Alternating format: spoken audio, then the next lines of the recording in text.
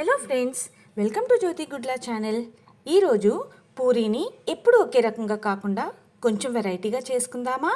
ఈ పూరీలు ఎంతో రుచిగా ఉంటాయి, అలానే చాలా సాఫ్ట్గా కూడా ఉంటాయి.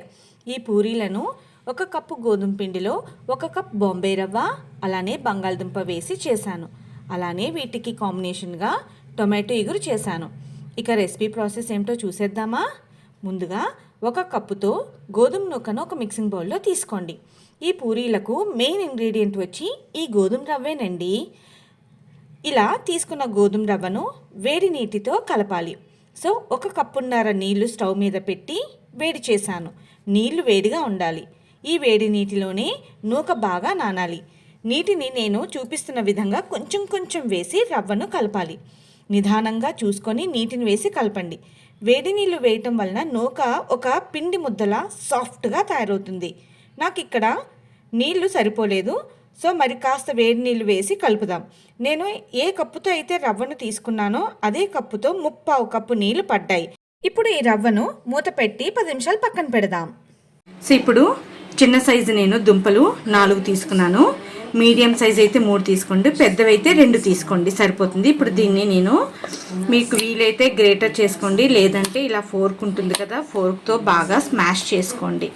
వేడి మీద చేసుకుంటే మెత్తగా అయిపోతుంది.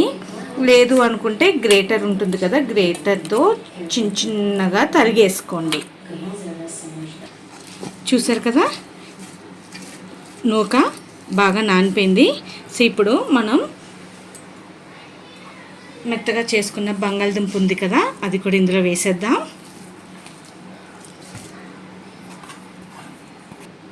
సో ఏ కప్పుతో అయితే మనం గోధుమ తీసుకున్నామో ఆ కప్పుతోనే గోధుమ పిండి తీసుకుంటున్నామండి.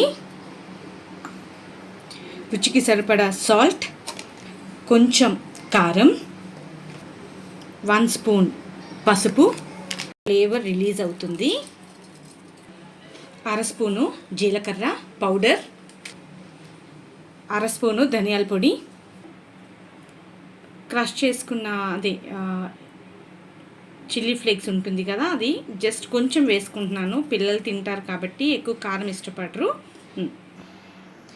కొంచెం కొత్తిమీర. సో ఇప్పుడు వీటిని బాగా కలుపుకుందాము. వాటర్ పడదండి, ఆల్రెడీ మనకి బంగాళదుంపల తడి ఉంటుంది అండ్ గోధుమ నూకలో కూడా కొంచెం వేడి నీళ్ళు వేసి కలిపాం కదా, సో దాంతోనే మ్యాక్సిమం వాటరు సరిపోతుందన్నమాట. అప్పుడు దాన్ని బట్టి మనకి సరిపోతే కొంచెం లిటిల్ బిట్ ఆఫ్ వాటర్ పడుతుంది మనకి. చూసారండి, పిండి ఇలా ఉండాలి. చూస్తున్నారు కదా, మరీ మెత్తగా ఉండకూడదు, అలానే మరీ గట్టిగా ఉండకూడదు. ఇలా ఉంటే మనకి పూరీలు బాగా వస్తుంది. సో ఇప్పుడు ఒత్తేసుకుందాం. పొయ్యి మీద నూనె కూడా పెట్టేసుకుంటాను. నూనె బాగా వేడిగా ఉండాలండి వేసేటప్పుడు. ఇలా వేసాక చక్కగాను చూడండి, అలా మరుగుతున్నప్పుడు ఇది కొంచెం ముంచుతూ ఉంటే పొంగుతాయండి. సో ఇలా పక్కనున్న నూనెని కూడా వేసుకోండి. మంట మాత్రం చాలా హై ఫ్లేమ్లో ఉండాలండి, మీడియం ఫ్లేమ్ ఉండకూడదు. చూసారా, ఇంకో పక్క తిప్పుకుందాం.